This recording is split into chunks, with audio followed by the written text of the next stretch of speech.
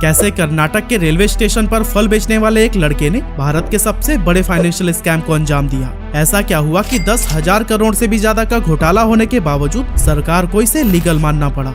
अब दोस्तों, हम सभी ने हर्षद मेहता की स्कैम 1992 वेब सीरीज तो देखी ही है, जिसमें क्विक मनी के लालच में आकर उन्होंने कई लीगल काम किए और स्टॉक मार्केट के किंग बन गए। ये वेब सीरीज लोगों को खूब पसंद आई और IMDb पर इसकी रेटिंग 9.3 है। और दोस्तों, इसी सक्सेस को देखते हुए इसके डायरेक्टर हंसल मेहता एक नई कहानी लेकर आए हैं, जिसका नाम है स्कैम 2003। बेसिकली इस स्कैम का मास्टरमाइंड था अब्दुल करीम तेलगी, जिसके शातिर दिमाग ने भारत के पूरे जुडिशियल सिस्टम की नींव हिलाकर रख दी थी और उस समय के सबसे बड़े फाइनेंशियल स्कैम को अंजाम दिया था। अब दोस्तों, अगर बात करें अब्दुल करीम तेलगी की, तो इसका जन्म 1961 में कर्नाटक के बेलगावी डिस्ट्रिक्ट के खानपुर टाउन में हुआ था। अब्दुल के पिता इंडियन रेलवेज में काम किया करते थे और उनकी फैमिली एक स्टेबल फाइनेंशियल कंडीशन में थी। पर जब वो सिर्फ 7 साल के थे, तब उस समय उनके पिता की मृत्यु हो जाती है और फैमिली की फाइनेंशियल कंडीशन पूरी तरह से चरमरा जाती है। ऐसे में अब्दुल और उनके दोनों भाई काम करने पर मजबूर हो जाते हैं और रेलवे स्टेशन पर ही फल और सब्जी का ठेला लगा लेते हैं। अब्दुल करीम का पढ़ाई में खूब मन लगता था और वो इस कठिन समय के आगे झुककर अपनी पढ़ाई से समझौता नहीं करना चाहता था। इसीलिए वो खानपुर के ही एक अच्छे स्कूल सर्वोदय विद्यालय से अपनी पढ़ाई करता है और इसका पूरा खर्चा फल और सब्जी बेचकर उठाता है।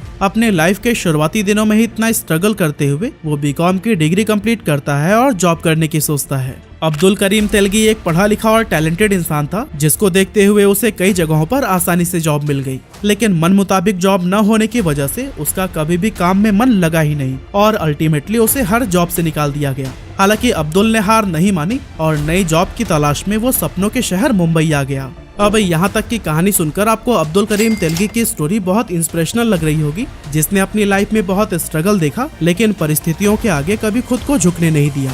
लेकिन दोस्तों, इससे पहले कि आप इसे अपना रोल मॉडल बना ले, आगे की स्टोरी जरूर सुन लीजिएगा, क्योंकि शायद ये आपको दोबारा सोचने पर मजबूर कर दे। बचपन में फल बेचकर 2 वक्त की रोटी कमाने वाले अब्दुल करीम पर अब क्विक मनी का भूत सवार हो चुका था। वो जल्दी से जल्दी इतना अमीर होना चाहता था कि वो लाइफ की हर ख्वाहिश को पूरा कर पाए। लेकिन मुंबई भी उसकी पैसों की भूख को शांत नहीं कर पाई। यहाँ भी उसने कई सारे जॉब्स ट्राई किए, लेकिन हमेशा की तरह उसके आलसी बिहेवियर और टारगेट्स को पूरा न कर पाने की वजह से जॉब से निकाल दिया जाता था। इस दौरान अब्दुल तेलगी ने सऊदी अरबिया के बारे में सुना, जहाँ जाकर उसके कुछ दोस्तों ने अच्छा पैसा कमा लिया था। अब अब्दुल ने भी सऊदी अरबिया जाने का फैसला किया, जहाँ उसे लाइफ की पहली सक्सेस मिली। अब्दुल ने वहाँ पर अगले 7 साल तक काम किया और अच्छा खासा पैसा कमा लिया। ये पैसा अब्दुल को एक स्टेबल लाइफ देने के लिए तो काफी था, लेकिन उसकी अय्याशियों को पूरा नहीं कर सकता था। सऊदी अरबिया में रहते हुए अब्दुल ने नोटिस किया कि भारत से कई सारे लोग काम और पैसे के लालच में यहाँ मजदूरी करने आना चाहते थे, लेकिन प्रॉब्लम यह थी कि उनमें से ज्यादातर लोगों के पास प्रॉपर डॉक्यूमेंट्स नहीं होते थे, जिसके कारण वो कभी भी सऊदी नहीं आ पाते थे। अब यहाँ अब्दुल के दिमाग में एक खुराफाती आइडिया ने जन्म लिया और उसने वापस मुंबई आकर अरेबियन मेट्रो ट्रेवल्स नाम की एक एजेंसी खोल ली। ये कंपनी ऐसे लोगों को टारगेट करती थी जिनके पास सऊदी अरबिया जाने के लिए प्रॉपर डॉक्यूमेंट्स नहीं होते थे। अब्दुल करीम ऐसे लोगों को फेक पासपोर्ट, वीजा और इमिग्रेशन सर्टिफिकेट बनाकर देता था और ये काम इतने शातिर तरीके से किया जाता था कि एक भी इंसान कभी इमिग्रेशन में पकड़ा ही नहीं गया। हालांकि साल 1991 में पुलिस को अब्दुल के इस जालसाज धंधे की भनक लग जाती है और फिर उसे अरेस्ट करके जेल में डाल दिया जाता है। अब दोस्तों, वैसे तो जेल में जाने के बाद किसी भी इंसान की लाइफ बर्बाद हो जाती है, लेकिन अब्दुल करीम के केस में इसका बिल्कुल उल्टा हुआ। यहाँ अब्दुल की मुलाकात राम रतन सोनी से हुई, जो अपनी क्रिमिनल हिस्ट्री के कारण कई बार जेल के चक्कर काट चुका था। अगर आपने सेक्रेड गेम्स वेब सीरीज देखी है तो आपने नवाजुद्दीन सिद्दीकी का वो डायलॉग तो जरूर सुना होगा, जिसमें वो कहते हैं कि धंधा करना है तो बड़ा करो वरना मत करो। धंधा करो तो बड़ा करो, पर सत्तम भाई वरना मत करो। जेल में राम रतन सोनी ने भी अब्दुल करीम को कुछ ऐसे ही सलाह दी थी। राम रतन सोनी कोलकाता में स्टंप पेपर बेचने का काम किया करता था और इसमें उसने कई सारे फ्रॉड्स किए थे। 1992 में जब ये दोनों जेल से बाहर आए तो अब्दुल करीम तेलगी ने भी राम रतन सोनी के साथ काम करना शुरू कर दिया, लेकिन कुछ समय बाद इन दोनों की लड़ाई हो गई और अब्दुल ने राम रतन का साथ छोड़ दिया। अब्दुल करीम तेलगी और ज्यादा पैसे कमाना चाहता था और उसके दिमाग में फेक स्टंप पेपर बेचने का आइडिया चल रहा था। अब अगर आप स्टंप पेपर के बारे में नहीं जानते तो मैं आपको बता दूं कि ये इंडियन जुडिशरी सिस्टम में बहुत ज्यादा इंपॉर्टेंस रखता है, क्योंकि जब भी 2 लोगों के बीच कोई एग्रीमेंट हो रहा होता है तो इसके डॉक्यूमेंटेशन के लिए स्टंप पेपर का ही इस्तेमाल होता है। प्रॉपर्टी के डील से लेकर बिजनेस के कॉन्ट्रैक्ट्स, लीगल केसेस और यहाँ तक कि शादी के बंधन भी स्टंप पेपर पर ही बनाए जाते हैं। राम रतन के साथ काम करके अब्दुल करीम स्टम्प पेपर के कंप्लीट बिजनेस को समझ चुका था और ये भी जान चुका था कि इसके सिस्टम में काफी सारे लूपहोल्स हैं। अब्दुल सबसे पहले तो कुछ गवर्नमेंट ऑफिशियल्स की मदद से स्टम्प पेपर से जुड़े लाइसेंस हासिल कर लेता है, जिससे कि वो अपने खेल को बिना डरे अंजाम दे पाए। वो इंडियन सिक्योरिटी प्रिंटिंग प्रेस में अपनी पहचान बढ़ाता है और यहाँ उसे पता चलता है कि सिक्योरिटी प्रेस अपनी पुरानी और खराब मशीन का ऑक्शन करती हैं, जिन्हें अक्सर लोग कबाड़ में बेचकर कुछ पैसे कमाने के लिए खरीद लिया करते हैं।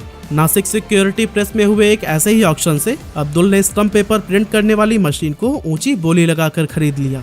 इसके बाद उसने सिक्योरिटी प्रेस के ही कुछ ऑफिशियल्स को घूस देकर उस मशीन की रिपेयरिंग करा ली और साथ ही प्रिंटिंग में इस्तेमाल होने वाले कागज और इंक को भी हासिल कर लिया। उसने असली स्टम्प पेपर्स के साथ अपने द्वारा छापे गए नकली स्टम्प पेपर्स को मिलाना शुरू कर दिया। और दोस्तों, आपको जानकर हैरानी होगी कि अब्दुल करीम तेलगी ने अपनी एक प्रॉपर सेल्स टीम भी बनाई हुई थी, जिसमें 350 से भी ज्यादा MBA कर चुके स्टूडेंट्स काम किया करते थे। ये स्टूडेंट हर उस इंस्टीट्यूशंस पर जाते थे जहां स्टम्प पेपर की जरूरत होती है और वहां जाकर वो उन्हें मार्केट रेट से काफी कम कीमत पर बेचा करते थे। अब्दुल करीम तेलगी का ये बिजनेस बहुत तेजी से ग्रो हुआ और अगले 5 सालों में ही उसने करोड़ों की दौलत कमा ली। अभी तक अब्दुल इस धंधे को भारत के 25 राज्यों के 70 से भी ज्यादा शहरों में फैला चुका था। लेकिन अब आपके मन में यही सवाल आ रहा होगा कि इतना बड़ा स्कैम करने के बावजूद आखिर क्यों अब्दुल करीम पकड़ा नहीं जा रहा था। तो दोस्तों, अब्दुल करीम लोगों को भी खरीदने में एक्सपर्ट था। वो अच्छे से जानता था कि कब और किसकी जेब में पैसा भरना है, जिससे कि उसका धंधा बिना रोक टोक के चलता रहे। उसके खिलाफ 25 से भी ज्यादा FIR थी, लेकिन अब्दुल करीम के खिलाफ एक्शन लेने वाला कोई नहीं था, क्योंकि उसने पुलिस ऑफिसर से लेकर कई बड़े पॉलिटिशियंस तक को पैसे के दम पर खरीद लिया था। हाल तो ये था कि अब्दुल उन्हें रिश्वत नहीं बल्कि हर महीने ही सैलरी दिया करता था, जिससे कि वो अपना मुंह बंद रखे। जैसे कि एक असिस्टेंट पुलिस इन्वेस्टिगेटर जिसे महीने की सिर्फ 9,000 सैलरी मिला करती थी, उसे अब्दुल ने इतने पैसे दिए कि उसकी संपत्ति 100 करोड़ रुपए से ज्यादा हो गई। हाल तो इतना बुरा था कि उस समय मुंबई पुलिस के DCP प्रदीप सावंत पर भी इस केस में शामिल होने का आरोप लगा था। हालांकि बाद में उनके खिलाफ कोई सबूत नहीं मिला था और उन्हें निर्दोष माना गया। अब्दुल करीम तेलगी के पास कितनी संपत्ति थी और उसने कितना बड़ा स्कैम किया था, इसका अंदाजा आज तक कोई नहीं लगा पाया है। अलग अलग वेबसाइट्स पर इसका एस्टीमेट 10,000 करोड़ से लेकर 1 लाख करोड़ के बीच दिया जाता है। उसे डांस बार्स में जाकर पैसे उड़ाने का बहुत शौक था और कहते हैं कि एक बार तो उसने तरन्नुम खान नाम की एक डांसर के साथ रात बिताने के लिए 93 लाख रुपए खर्च किए थे। अब्दुल करीम तेलगी अपने पैसों को बोरे में भर कर रखता था और उसे खुद नहीं पता था कि वो इस स्कैम से कितने पैसे कमा चुका है। हालांकि दोस्तों, जब इंसान के पाप का घड़ा भर जाता है तो उसे हर एक बुरे काम का अंजाम झेलना ही पड़ता है। ऐसा ही कुछ अब्दुल करीम के साथ भी हुआ। नवंबर 2001 में बैंगलोर पुलिस ने स्टम्प पेपर से भरा हुआ एक ट्रक पकड़ा, जो कि उनके अनुसार कहीं से चुराए गए थे। लेकिन जब उन्हें ये पता चला कि ये नकली स्टम्प पेपर्स हैं, तो फिर उनके पैरों तले जमीन खिसक गई। बैंगलोर पुलिस ने इस मामले में इन्वेस्टिगेशन शुरू किया और एक के बाद एक कई कड़ी जोड़ते हुए इसके मास्टरमाइंड अब्दुल करीम तक पहुंच गए। जब ये पूरा इंसिडेंट हो रहा था, तब शायद अब्दुल के कानों तक ये बात पहुंची ही नहीं कि पुलिस इसके खिलाफ इन्वेस्टिगेशन को शुरू कर चुकी है। नहीं तो शायद उसने समय रहते ही उन पुलिस ऑफिसर्स को भी खरीद लिया होता। हालांकि दोस्तों, अब्दुल तेलगी बचने में कामयाब रहा और इससे पहले कि पुलिस उसे अरेस्ट करती वो फरार हो गया। लेकिन दोस्तों, अब अब्दुल करीम तेलगी के काले धंधे का साम्राज्य ज्यादा दिनों तक नहीं चलने वाला था। पुलिस को कहीं से खबर मिलती है कि वो अजमेर शरीफ की दरगाह पर जाने वाला है और यहीं से उसे अरेस्ट भी कर लिया जाता है। इस पूरे केस के लिए स्पेशल इन्वेस्टिगेशन टीम यानी कि SIT का गठन होता है, जिसके बाद से ये पूरा केस पब्लिक डोमेन में आ जाता है और फिर अब्दुल को बैकडोर से सपोर्ट देने वालों के भी हाथ बच जाते हैं। SIT अब्दुल करीम तेलगी का नार्को टेस्ट कराती है, जिसमें तेलगी कई सारे पॉलिटिशियंस, गवर्नमेंट ऑफिशियल्स और यहाँ तक कि बॉलीवुड एक्टर्स का भी नाम लेता है। इस स्कैम में महाराष्ट्र NCP के कुछ बड़े लीडर्स के नाम भी थे, जिनके खिलाफ पुख्ता सबूत न होने की वजह से कभी भी इन्वेस्टिगेशन शुरू ही नहीं हो सकी। इसी दौरान इस केस से जुड़े SIT के एक ऑफिसर की संदिग्ध मौत हो जाती है, जिसके बाद से पूरा केस CBI को ट्रांसफर कर दिया जाता है। CBI इन्वेस्टिगेशन में अब्दुल करीम तेलगी की 36 प्रॉपर्टीज का खुलासा होता है, जो कि भारत के अलग अलग शहरों में खरीदी गई थी। इसके अलावा तेलगी के नाम 100 से भी ज्यादा बैंक अकाउंट थे, जिनमें से हर अकाउंट में ही करोड़ों रुपए जमा थे। साल 2006 में आखिरकार अब्दुल करीम तेलगी को जेल की हवा खाने का आदेश सुना दिया जाता है और उसे 30 साल की जेल और 202 करोड़ रुपए की पेनाल्टी भरने की सजा मिलती है, जो कि शायद उसके क्राइम को देखते हुए काफी कम थी। हालांकि अब्दुल करीम तेलगी के हिस्से में उतनी सजा भी नहीं आई और 11 साल बाद 20 अक्टूबर 2017 को बैंगलोर की जेल में उसकी मौत हो गई। दोस्तों, हर्षद मेहता की तरह ही अब्दुल करीम तेलगी की मौत भी जेल के अंदर बेहद मिस्टीरियस ढंग से हुई थी और इसमें पुलिस ऑफिसर्स का हाथ माना जाता है। पुलिस रिपोर्ट के अनुसार उनकी मौत मेनिंजाइटिस और मल्टीपल ऑर्गन फेलियर की वजह से हुई, लेकिन अब्दुल के वकील का दावा था कि उन्हें जानबूझकर मारा गया है। ऐसा इसलिए कहा जा रहा था क्योंकि 10,000 करोड़ के स्टम्प पेपर स्कैम में अब्दुल करीम तेलगी अकेला शामिल नहीं था। इस पूरे स्कैम का मास्टरमाइंड बेशक अब्दुल रहा हो, लेकिन इसके एग्जीक्यूशन में सत्ता और सरकार चलाने वाले कई सारे लोगों का नाम शामिल था। अब्दुल करीम तेलगी की मौत के बाद उसकी पत्नी शादिया तेलगी ने भी इस पर कई सारे सवाल उठाए, लेकिन सरकारी गलियारों में इस केस को बहुत ही सफाई से दबा दिया गया। 2018 में इस केस से जुड़े सभी गुनहगारों को ही रिहा कर दिया गया और भारत के सबसे बड़े फाइनेंशियल स्कैम्स में से एक स्टम्प पेपर स्कैम बिना किसी अंजाम के ही इतिहास का हिस्सा बनकर रह गया। पुलिस न तो कभी ये पता लगा सके कि अब्दुल करीम तेलगी की फेक स्टम्प पेपर छापने वाली फैक्ट्री कहाँ थी और न ही कभी उसकी अरबों रुपए की संपत्ति जब्त हो सकी। यहाँ तक कि सरकार ने इस पूरे स्कैम को ही कानून का चोला पहना दिया और इसे लीगल घोषित कर दिया।